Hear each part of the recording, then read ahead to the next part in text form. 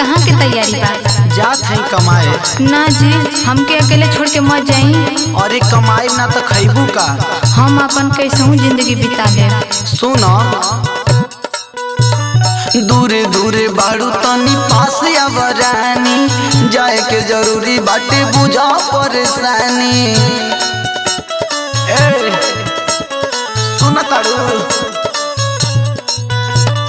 दूरे दूरे बाड़ू तनी पास आवरानी, जाए के जरूरी बाटे बुझा परेशानी।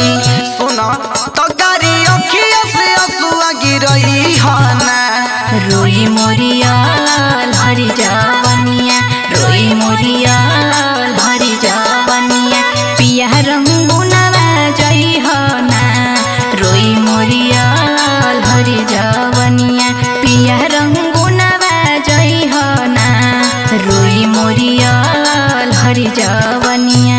पिया रंगुनवा जई हना, रोई मोरिया हरी जावनिया, पिया रंगुनवा जई हना, रोई मोरिया हरी जावनिया।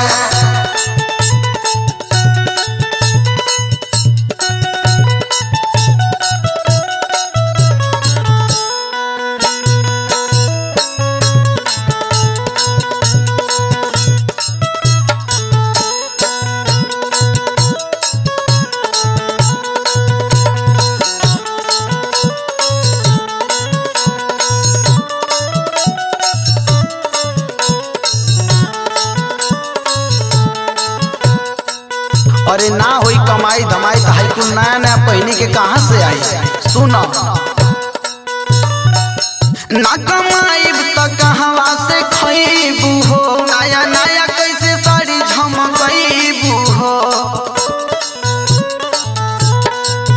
भले मड़ई में कॉलेज गुजारा पिया, संगे रह न करबे सहारा पिया।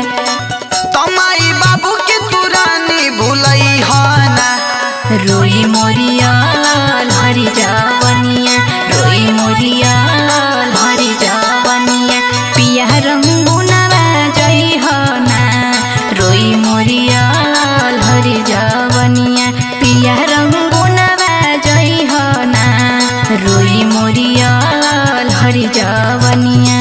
पिया रंगुनवा जई हना, रोई मोरिया हरी जावनिया, पिया रंगुनवा जई हना, रोई मोरिया हरी जावनिया।